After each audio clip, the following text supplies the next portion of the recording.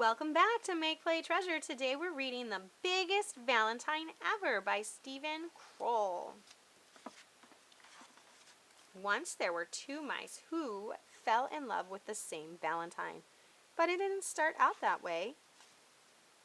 The day before Valentine's Day, Mrs. Mousley asked all the students in her class at Mouseville School to make Valentine cards. The two friends, Clayton and Desmond, decided to make a card together and give it to Mrs. Mousley as a surprise. Clayton cut a big heart out of cardboard. Desmond made a heart-shaped hole in the middle.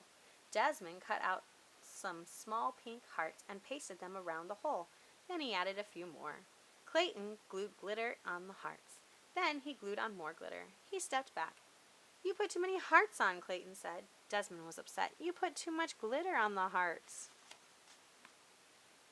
"Well, why did you make that hole in the middle?" asked Clayton. "I thought it looked nice."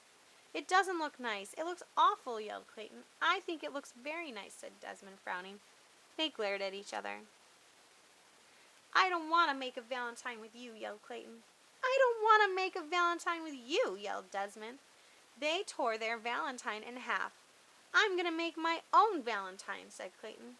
"I'm going to make my own Valentine," said Desmond. That night at dinner, Clayton's dad said, "Son, you look sad. Can I help?" Clayton hung his head. He told his dad about the Valentine. Clayton's dad thought for a moment. "You guys may make nice Valentines on your own, but I think you would make a nicer Valentine together." At that same time, over at Desmond's house, Uncle Vernon said exactly the same thing. But Clayton didn't listen to his dad. He marched back to his room and began to make his very own Valentine. He cut a big heart out of cardboard, but he didn't put a hole in the middle. He put pink hearts around the edge, but not enough pink hearts. Then Clayton put glitter on the hearts, but it was too much glitter.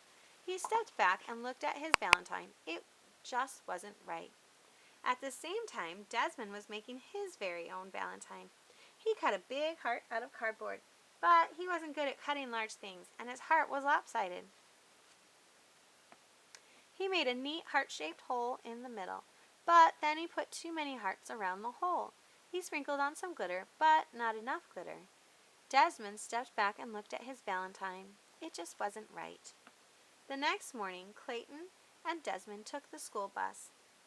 They sat far away from each other, but as they were getting off, Desmond tripped on the stairs. He bumped into Clayton, and they fell down. "I think we should try making our Valentine again," said Clayton.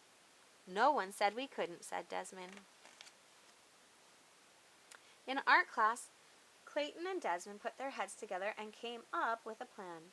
Then Clayton cut out the biggest, most perfect red heart anyone had ever seen. They added a pink heart to fit in the middle.